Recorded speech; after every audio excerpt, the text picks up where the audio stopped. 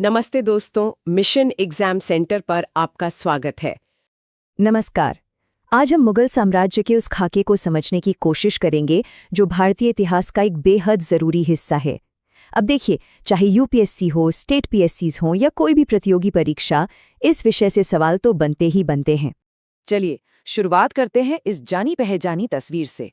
ये सिर्फ एक इमारत नहीं है, ये लाल किला मुगलों की उस जबरदस्त प्रशासनिक और सांकेतिक शक्ति का प्रतीक है जिसने सदियों तक इस उपमहाद्वीप की तकदीर को शक्लें दी।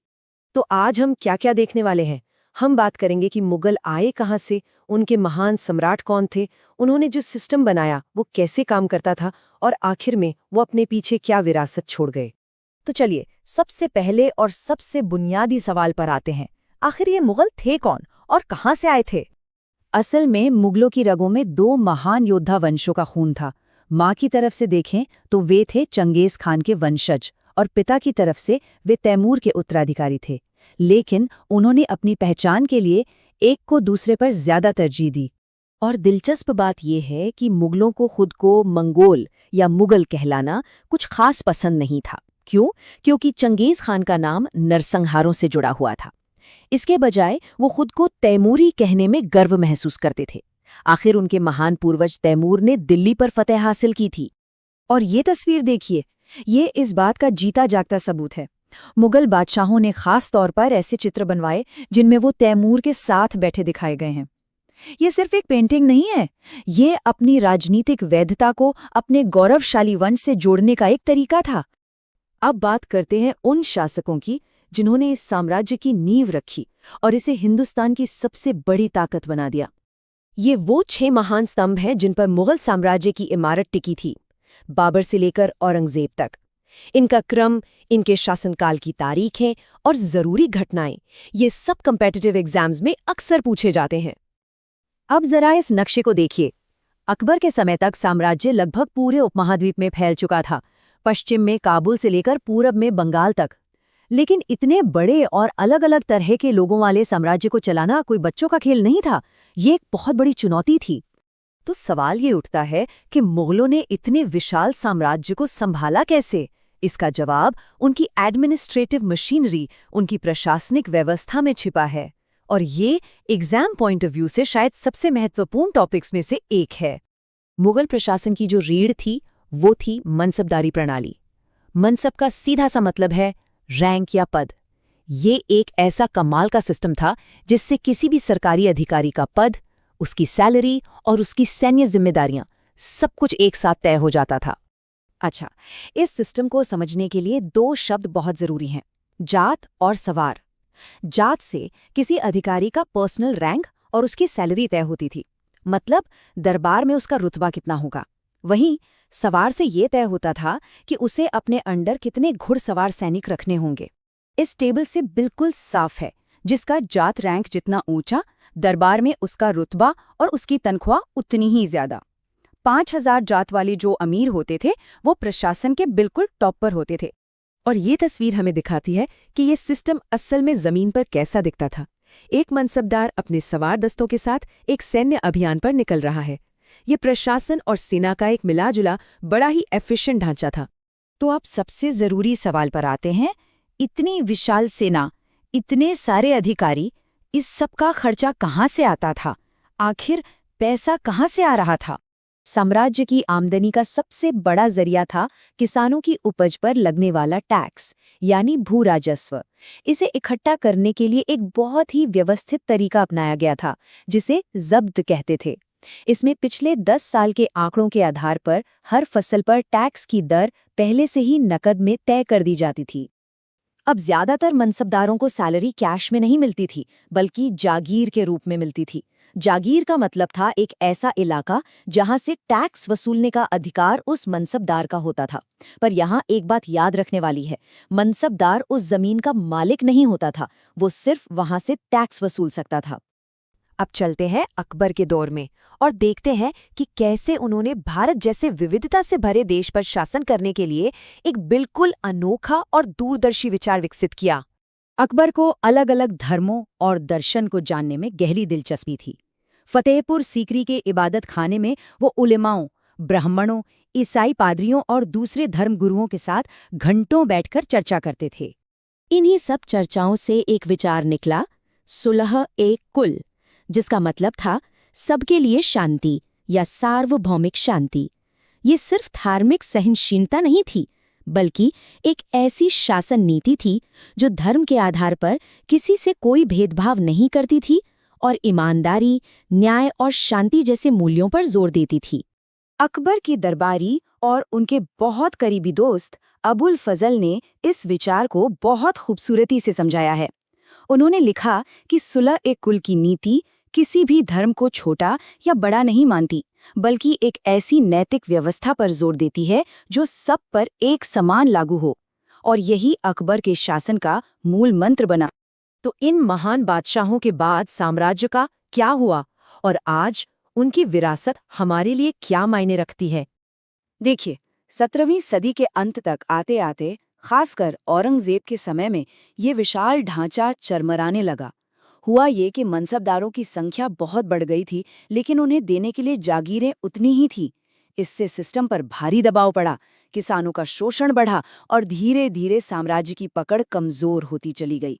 मुगलों ने प्रशासन का जो ढांचा तैयार किया, उसका असर बाद के शासकों पर भी पड़ा, इसमें कोई शक नहीं। लेकिन उनकी विरासत पर आज भी एक बड़ी बहस होती है, और ये सवाल आज भी उतना ही अहम है कि उनकी इतनी शानदार व्यवस्था का जमीन पर, एक आम किसान या कारीगर की जिंदगी पर आखिर क्या असर पड़ा था।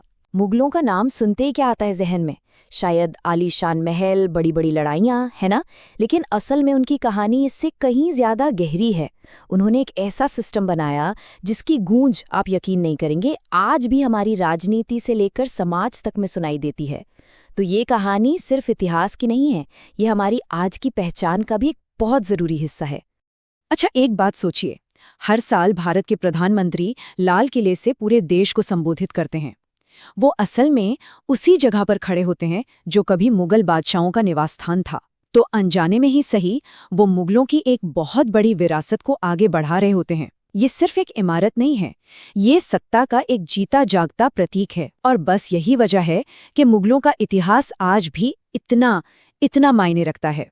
तो चलिए इस पूरी कहानी को 5 हिस्सों में समझते हैं। सबसे पहले उनकी विरासत की बात करेंगे, फिर देखेंगे कि ये साम्राज्य बना कैसे, इसे चलाने वाली मुगल मशीन क्या थी, फिर उस चकाचौंध के पीछे की सच्चाई, यानी एक सुनहरा पिंजरा, और आखिर में इसके पतन और इसकी गूंज पर नजर डालेंगे। तो सीधा सवाल ये है कि भाई, ताजमहल और लाल किले के अलावा मुगल हमारे लिए आज भी क्यों जरूरी हैं? इसका जवाब इमारतों में नहीं, बल्कि उस सिस्टम में छिपा है, उस प्रशासनिक ढांचे में जिसे उन्होंने बनाया था और जो आज भी किसी न किसी रूप में हमारे साथ है। तो फिर चलते हैं कहानी की एकदम शुरुआत में, देखते हैं कि इस इतने बड़े साम्राज्य की नींव आखिर रखी कैसे गई। और ये कहानी शुरू होती है 2 महान शासक वंशों के वंशजों से। अब देखिए, यहाँ एक बड़ी दिलचस्प बात है। मुगल अपनी विरासत को लेकर बड़े कॉन्शियस थे। वे खुद को चंगेज खान का वंशज कहलाना पसंद नहीं करते थे। क्यों? क्योंकि उसका नाम क्रूरता और नरसंहार से जुड़ा था। तो इसके बजाय उन्होंने तैमूर से अपना नाता जोड़ा, जिसने दिल्ली पर कब्जा किया था। ये एक तरह की, कह सकते हैं, ब्रांडिंग थी, अपनी पहचान एक विजेता के तौर पर बनाने की कोशिश। और बस इसी तैमूरी विरासत का झंडा लेकर बाबर 1526 में भारत आ पहुंचा। पानीपत के मैदान में उसने एक ऐसा हथियार इस्तेमाल किया जिसने लड़ाई का पूरा रुख ही पलट दिया, तोपें। उस समय के लिए ये तकनीक एक एब्सोल्यूट गेम चेंजर थी। सोचिए, इब्राहिम लोधी की इतनी बड़ी सेना के सामने बाबर की छोटी सी सेना सिर्फ इसी तकनीक की वजह से जीत गई। लेकिन देखिए, इतना बड़ा साम्राज्य सिर्फ तलवार के दम पर नहीं बना। मुगलों की रणनीति 2 तरफा थी। जहां जरूरत पड़ी वहां जबरदस्त सैन्य अभियान चलाए, और जहां मुमकिन हुआ वहां कूटनीति से काम लिया। कई राजपूत राजाओं ने तो खुद आगे बढ़कर अपनी बेटियों की शादी मुगल परिवारों में की और बदले में साम्राज्य में बड़े बड़े पद हासिल किए। और मुगलों की एक और खास बात थी, वो हारे हुए दुश्मनों को जलील नहीं करते थे, बिल्कुल नहीं, बल्कि वे उन्हें सम्मान के साथ उनकी जमीनें, जिसे वतन जागीर कहते हैं, वो लौटा देते थे। अब ये एक बहुत ही स्मार्ट मूव था। इससे होता क्या था, दुश्मन भी दोस्त बन जाते थे और साम्राज्य का विस्तार शांति से होता रहता था। अच्छा, साम्राज्य तो खड़ा हो गया, पर असली सवाल ये है कि इतने बड़े और इतनी अलग-अलग संस्कृतियों वाले देश को एक साथ चलाना, ये मुमकिन कैसे हुआ? यहीं पर मुगलों की असली जीनियस सामने आती है, उनकी एडमिनिस्ट्रेटिव मशीन। चलिए, इसे ही समझते हैं। तो ये पूरा साम्राज्य चलता कैसे था? जवाब एक शब्द में है, मनसबदार। इसे ऐसे समझिए, जैसे आज भारत में आईएएस अधिकारी हैं, वैसे ही मुगल साम्राज्य का स्टील फ्रेम थे ये मनसबदार। हर बड़े अधिकारी को एक मनसब यानी एक रैंक दिया जाता था, और बस इसी रैंक से सब कुछ तय होता था, उसका पद, उसकी तनख्वाह और उसकी सैन्य जिम्मेदारियां। अब ये मनसबदारी सिस्टम काम कैसे करता था? इसके दो हिस्से थे, जात और सवार। बहुत सिंपल है, जात से अधिकारी की हैसियत और सैलरी तय होती थी, मतलब जितनी ज्यादा जात उतना बड़ा ओहदा, उतनी ज्यादा तनख्वाह। और सवार से ये तय होता था कि उस अधिकारी को अपने नीचे कितने घुड़सवार सैनिक रखने हैं। ठीक है, पर इन मनसबदारों को सैलरी मिलती कैसे थी? ज्यादातर मामलों में कैश में नहीं, बल्कि जागीर के रूप में। जागीर मतलब जमीन का एक टुकड़ा। उन्हें उस जमीन से टैक्स वसूलने का अधिकार मिल जाता था, और उसी पैसे से वे अपना और अपनी सेना का खर्च चलाते थे। तो ये जागीरदारी सिस्टम ही एक तरह से साम्राज्य का इकोनॉमिक इंजन था। तो ये पैसा आता कहाँ से था? जाहिर है, किसानों से वसूले गए टैक्स से। लेकिन कमाल की बात यह है कि टैक्स वसूलने का तरीका बड़ा साइंटिफिक था। अकबर के जो रेवेन्यू मिनिस्टर थे, टोडरमल, उन्होंने एक सिस्टम बनाया जिसे जब्त कहते थे। जरा सोचिए, उन्होंने 10 साल का पूरा डेटा इकट्ठा किया कि किस इलाके में कितनी फसल होती है, उसकी कीमत क्या रहती है, और फिर उस डेटा के आधार पर कैश में टैक्स फिक्स किया। उस जमाने के हिसाब से ये एक बहुत ही एडवांस सिस्टम था। तो एक तरफ तो ये इतना बेहतरीन प्रशासनिक और सैन्य सिस्टम था, जिसकी वजह से मुगल साम्राज्य में दौलत की कोई कमी नहीं थी। पर क्या ये चमक दमक ही पूरी सच्चाई थी? चलिए, अब जरा इस सुनहरे पिंजरे के अंदर झांक कर देखते हैं। उस दौर में जो भी इंटरनेशनल ट्रैवलर्स भारत आए, उन्होंने इसे फेबल्ड लैंड ऑफ वेल्थ, यानी किसी कहानी किस्सों वाले अमीर देश की तरह बताया। ऐसा देश जहां हर तरफ सोना, चांदी और दौलत बिखरी पड़ी है। दुनिया भर में भारत की छवि एक बेहद अमीर मुल्क की थी। लेकिन ये तस्वीर का सिर्फ एक पहलू था। इस जबरदस्त चमक दमक के ठीक नीचे समाज में एक बहुत गहरी खाई थी, और वो एक बिल्कुल अलग और सच कहें तो एक परेशान करने वाली कहानी बताती है। अब ये आंकड़ा जरा ध्यान से सुनिए, ये आपको चौंका देगा। शाहजहां के दौर के दस्तावेज बताते हैं कि मुट्ठी भर यानी सिर्फ 445 मनसबदारों के पास पूरे साम्राज्य के रेवेन्यू का 61.5% हिस्सा था, और बाकी के जो हजारों मतलब 7,555 मनसबदार थे, वो बचे हुए रेवेन्यू में गुजारा करते थे। ये अमीरी और गरीबी के बीच एक जबरदस्त खाई थी। और इस जबरदस्त असमानता का सारा बोझ किस पर पड़ता था? किसानों और कारीगरों पर।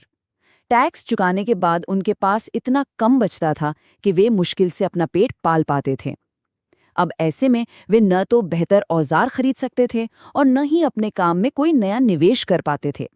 नतीजा, उनकी हालत और भी खराब होती जाती थी। और यही आर्थिक असमानता, यही प्रशासनिक कमजोरियां धीरे धीरे दीमक की तरह साम्राज्य की नींव को खोखला करने लगीं। तो चलिए, अब अपने अंतिम भाग में देखते हैं कि ये मजबूत ढांचा आखिर टूटा कैसे और अपने पीछे क्या छोड़ गया। अब विडंबना देखिए, जिस मनसबदारी और जागीरदारी सिस्टम ने साम्राज्य को इतना मजबूत बनाया, वही उसके पतन का कारण भी बना।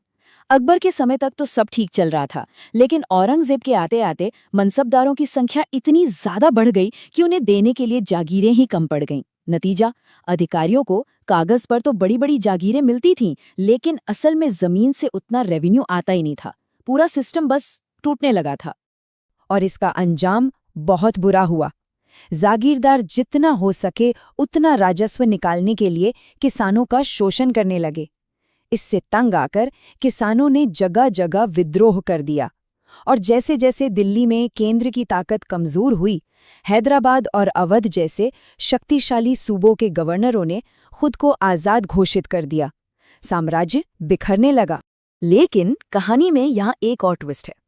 भले ही मुगल साम्राज्य राजनीतिक रूप से बिखर गया हो, लेकिन उनका बनाया हुआ सिस्टम वो जिंदा रहा।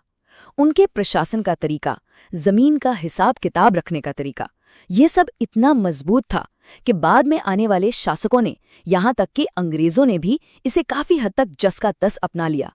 और ये बात हमें वापस वहीं ले आती है जहां से हमने ये पूरी चर्चा शुरू की थी, लाल किले पर।